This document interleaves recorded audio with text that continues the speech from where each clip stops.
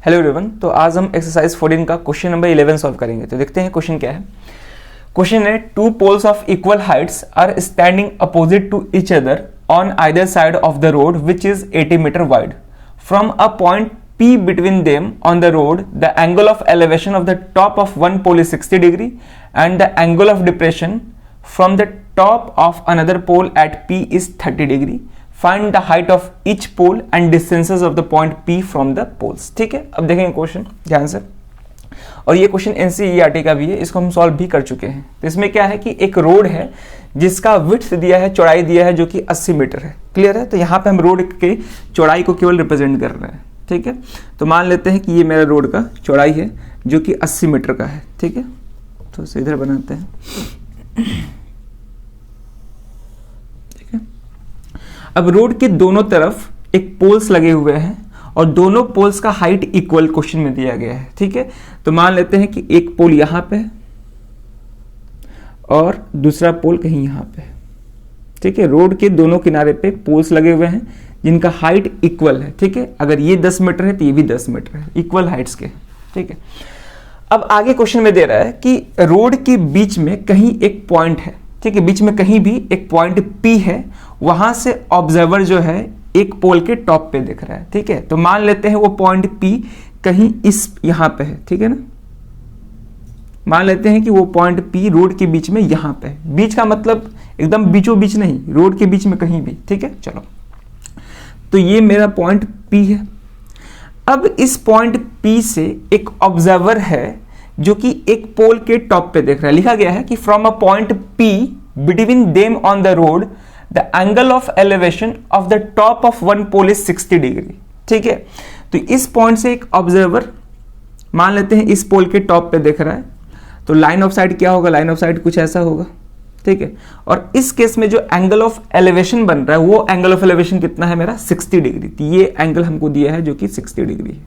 ठीक है, अब आगे क्वेश्चन दे रहा है, and the angle of depression from the top of another pole at P is 30 degree. अब आगे क्वेश्चन में क्या बोल रहा है कि दूसरे वाले पोल से, ठीक है, दूसरे वाले पोल से के टॉप पे मान लेते हैं कोई एक ऑब्जर्वर है। ध्यान से समझेंगे, क्वेश्चन में आगे क्या बोल रहा है कि एक दूसरा वाला पोल है जिसके टॉप पे ऑब्जर्वर है और ये ऑब्जर्वर पॉइंट P को देख रहा है।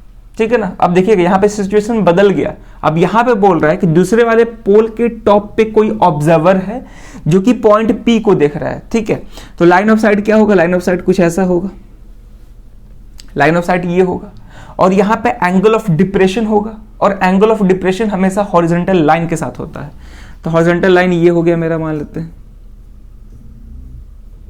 ठीक है, जो भी ऑब्जर्वर है उसके सामने से एक स्ट्रेट लाइन ड्रॉ करते हैं, वहीं क्या होता है मेरा? हॉरिजॉन्टल लाइन होता है और ये हॉरिजॉन्टल लाइन इस रोड के पैरेलल होगा। ठीक है, चलो, अब क्योंकि यहाँ पे ऑब्जर्वर ऊपर है और जो भी पॉइंट वो देख रहा है वो पॉइंट नीचे है, तो यहाँ पे एंगल ऑफ डिप्रेशन होगा और एंगल ऑफ डिप्रेशन कितना दिया है? 30 डिग्री। तो ये एंगल मेरा कितना हो गया? 30 डिग्री। ये वाला एंगल, ये एंगल नहीं, क्योंकि एंगल ऑफ डिप्रेशन या एंगल ऑफ एलिवेशन वो हमेशा लाइन ऑफ साइट और हॉरिजॉन्टल लाइन के बीच में बनता है। ठीक है, चलो, तो हमसे पूछा है find the height of each pole and distances of the point P from the poles. यानी कि हमको क्या फाइंड करना है? दोनों पोल्स का हाइट क्या होगा? हाइट तो सेम ही होगा, तो किसी एक पोल्स का भी हाइट मालूम चल जाएगा तो दोनों का मालूम चल जाएगा। ठीक है, तो पोल्स का हाइट बताने हैं और दूसरा क्या दिया है? Distances of the point P from the poles. ठीक है, दोनों पोल्स से इस P पॉइंट का डिस्टेंस क्या होगा ये बताना है हमको। क्लियर है? चलो, तो ये क्वेश्चन है, आप कैसे करेंगे वो ध्यान से देखेंगे। तो पहले हम यहाँ पे जो भी वर्टिसेस है उसको नेमिंग कर लेते हैं। तो इसको हम AB बोल रहे हैं, ये A B, इसको हम CD से रिप्रेजेंट किया है, ये पॉइंट P है। ठीक है, चलिए, तो कैसे करेंगे ध्यान से देखेंगे। तो इस फिगर में हमको दो राइट एंगल ट्राइंगल दिख रहे हैं। अब दोनों राइट एंगल ट्राइंगल का यूज करके हम हाइट्स फाइंड करने की कोशिश करेंगे और पॉइंट P का डिस्टेंस फाइंड करने की कोशिश करेंगे। ठीक है, और यहाँ पे रोड का चौड़ाई दे रखा है जो कि 80 मीटर है। ठीक है, तो यहाँ पे ये पूरा 80 मीटर है। ठीक है, ये टोटल जो विड्थ है रोड का वो 80 मीटर है, क्वेश्चन में दिया है। ठीक है, अब समझेंगे ध्यान से। चाहे अब आते हैं सॉल्यूशन पार्ट पे, उसको हम बाद में बताएंगे। ठीक है, तो पहले हम यहाँ पे स्टेटमेंट लिख लेते हैं। स्टेटमेंट लिखेंगे let A B and C D be the height of equal poles.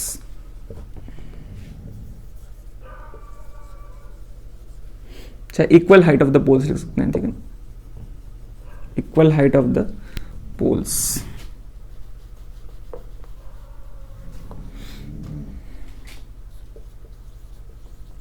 ठीक है यहां तक।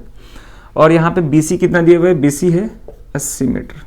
ठीक है, अगर हमको पॉइंट C से पॉइंट P का डिस्टेंस पता करना है तो ये तो हमको नहीं मालूम है, हमको पॉइंट B का डिस्टेंस पॉइंट C से मालूम है जो कि 80 मीटर है। लेकिन अगर हम पूछते हैं कि पॉइंट P का डिस्टेंस पॉइंट C से कितना है तो ये हमको नहीं मालूम है, ये निकालना है। तो मान के चलते हैं कि पॉइंट P का डिस्टेंस पॉइंट C से x मीटर है। ठीक है, x मीटर है जो कि हमको फाइंड करना है। तो अगर पॉइंट P का डिस्टेंस पॉइंट C से x मीटर है तो यही पॉइंट P का डिस्टेंस पॉइंट B से कितना हो जाएगा, 80 माइनस x हो जाएगा। क्यों? क्योंकि ये पूरा 80 है और इतना दूर का डिस्टेंस x माने हैं, तो इतना दूर का डिस्टेंस कितना होगा, 80 माइनस x, यानी कि पूरे में से हम इतना को माइनस कर देंगे तो इसका डिस्टेंस मालूम चल जाएगा। ठीक है, तो ये डिस्टेंस कितना हो जाएगा मेरा, 80 माइनस x। ठीक है, चलो अब इसको हम फर्दर आगे सॉल्व करते हैं। तो कैसे करेंगे ध्यान से देखेंगे। यहां पर लिख सकते हैं let CP is equal to x metre, तो देयरफॉर BP का डिस्टेंस कितना होगा, 80 माइनस x मीटर होगा। ठीक है, चलो अब हमको x फाइंड करना होगा। ठीक है, और यहाँ पे इक्वल पोल के हाइट्स को हम h मान लेते हैं। ठीक है, अगर ये h है तो ये भी क्या होगा, h ही होगा। ठीक, चलो अब हम सॉल्व करते हैं। तो कैसे करेंगे ध्यान से देखेंगे। तो पहले हम इस ट्रायंगल का यूज कर रहे हैं, दोनों ट्रायंगल का यूज होगा, तो पहले हम इसका यूज कर रहे हैं। तो लिखेंगे नाउ इन राइट ट्रायंगल, ठीक है, DCP। ठीक है, अब यहां पे देखेंगे हमको बेस भी फाइंड करना है, परपेंडिकुलर भी फाइंड करना है, यानी कि बेस और परपेंडिकुलर पे बात हो रहा है तो tan का यूज करना होगा। थीटा 60 डिग्री है तो tan 60 डिग्री, या फिर कॉट भी यूज कर सकते हैं। tan 60 degree equal to perpendicular जो कि CD है, और यहाँ पे बेस क्या है मेरा, CP। तो tan 60 का value √3 is equal to CD को क्या माने हैं, h, और ये क्या हो गया, x। ठीक है, तो यहाँ से एक हम linear equation in 2 variable form कर सकते हैं। ठीक है, तो यहाँ पे हम क्रॉस मल्टीप्लाई करेंगे। जब क्रॉस मल्टीप्लाई करेंगे तो यहाँ से आ जाएगा h is equal to √3x। ठीक है, ये x इससे मल्टीप्लाई हो जाएगा, तो ये मेरा हो गया लीनियर इक्वेशन इन 2 वेरिएबल। अब इसको सॉल्व करने के लिए एक और लीनियर इक्वेशन चाहिए। ठीक है, तो वो कहाँ से मिलेगा, इस वाले ट्रायंगल से मिलेगा। तो लिखेंगे इन राइट ट्रायंगल, ठीक है, राइट ट्रायंगल ABP। अब इसमें भी, अच्छा यहाँ पे एक्यूट एंगल हमको थीटा नहीं मालूम है कि थीटा क्या होगा, अब समझेंगे। यहाँ पे ये हॉरिजॉन्टल लाइन और ये लाइन, ये रोड, ये दोनों आपस में पैरेलल है। ठीक है, तो अगर ये दोनों पैरेलल है तो ये ट्रांसवर्सल की तरह बिहेव कर रहा है AP, तो ये एंगल और ये एंगल अल्टरनेट इंटीरियर एंगल से क्या हो जाएंगे, इक्वल हो जाएंगे। तो ये 30 डिग्री है तो ये भी कितना हो जाएगा, 30 डिग्री। ठीक है, इसको डिस्कस कर चुके हैं। तो यहाँ पे भी एक्यूट एंगल हमको मालूम चल गया, हमको ये फाइंड करना है, ये दिया, मतलब ये भी फाइंड ही करना है। तो परपेंडिकुलर बेस पे बात हो रहा है तो यहाँ भी tan का यूज करेंगे। तो tan 30 degree equal to perpendicular AB, और बेस कितना है मेरा, BP। ठीक है, तो यहाँ से tan 30 का वैल्यू 1/√3, AB जो कि h है और BP क्या है, 80 माइनस x है। ठीक है, अब इसको फर्दर सॉल्व करेंगे। तो क्रॉस मल्टीप्लाई करते हैं, तो यहाँ से 80 माइनस x को इधर ले जाते हैं। ठीक है, 80 माइनस x को इधर ले जाएंगे तो ये हो जाएगा 80 माइनस x डिवाइड बाई √3, और इधर क्या बच गया, h बच गया। ठीक है, इसको इक्वेशन सेकंड लेट करते हैं। अब यहाँ पे हम दो काम कर सकते हैं दोनों को सॉल्व करने के लिए। एक काम तो ये कर सकते हैं कि h का वैल्यू √3x यहाँ पे सब्स्टिट्यूट करके इसको हम लीनियर इक्वेशन इन 1 वेरिएबल में फॉर्म करके इसको सॉल्व कर दें।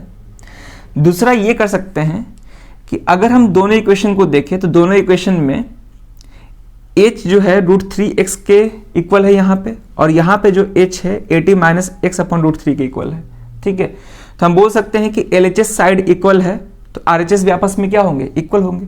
हम h को इधर कर सकते हैं, ऐसे भी कर सकते हैं, ठीक है, समझेंगे बात को यहाँ पे।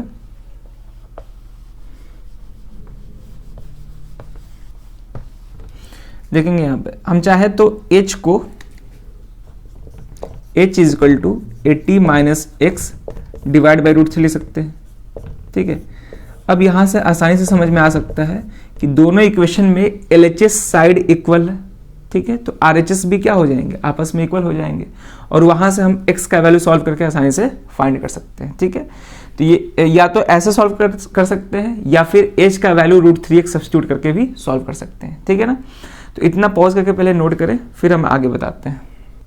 अब हम दोनों इक्वेशन को सॉल्व करेंगे, तो यहां से लिख सकते हैं फ्रॉम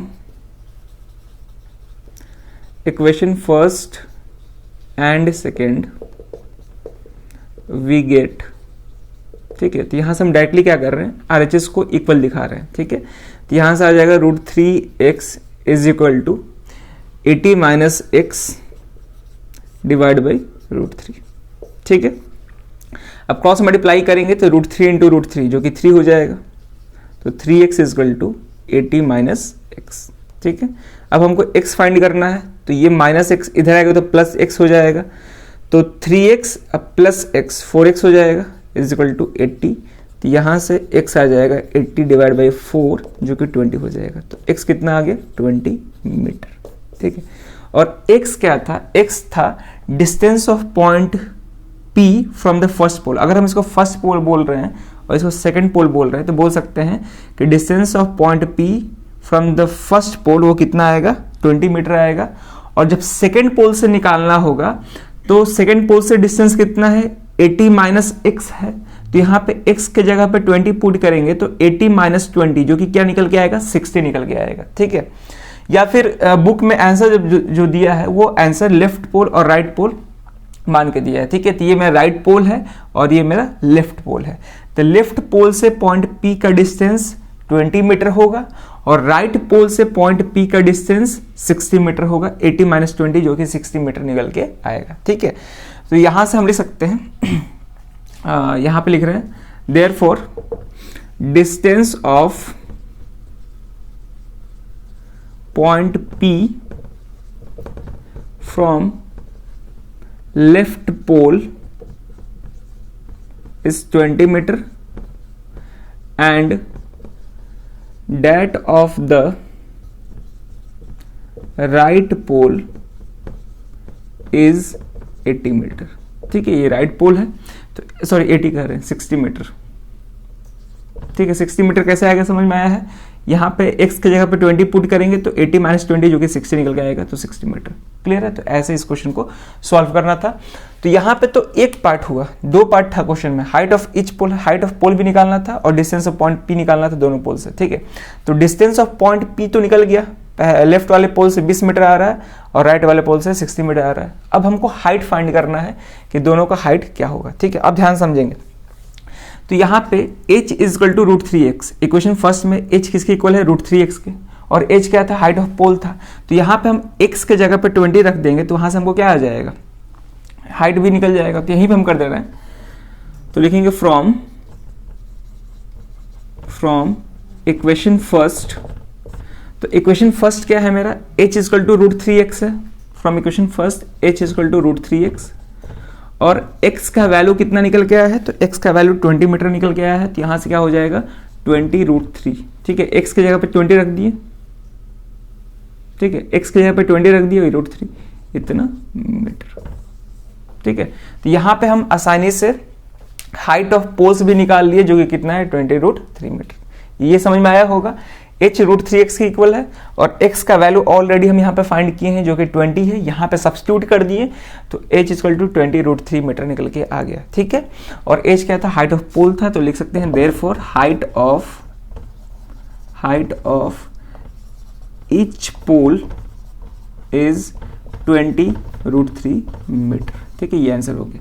अब क्वेश्चन में √3 का वैल्यू कहीं नहीं दिया है, तो हम यहाँ पे आंसर छोड़ सकते हैं, या फिर अगर याद है √3 का वैल्यू 1.732 तो उसको रख के आप आगे फर्दर सॉल्व कर सकते हैं, नहीं तो यहाँ भी क्वेश्चन को मतलब यहाँ भी आंसर छोड़ सकते हैं। ठीक है, तो बढ़िया क्वेश्चन था, और ये क्वेश्चन 2015-18 के कंपार्टमेंटल और 19 में भी पूछ चुका है। ठीक है, और ये एक एनसीईआरटी का भी क्वेश्चन है, यहाँ तक कि एनसीईआरटी एग्जाम्पलर में भी ये क्वेश्चन दिया गया है। ठीक है, तो बहुत इंपॉर्टेंट क्वेश्चन है, और वीडियो को देखने के बाद खुद से क्वेश्चन को बनाने की कोशिश करेंगे ताकि और अच्छे से समझ में आ जाए। क्लियर है? चलिए, तो क्वेश्चंस को प्रैक्टिस करते रहिए। तो इस वीडियो में यही क्वेश्चन रहेगा, अब मिलते हैं नेक्स्ट वीडियो में नए क्वेश्चन के साथ। Thank you.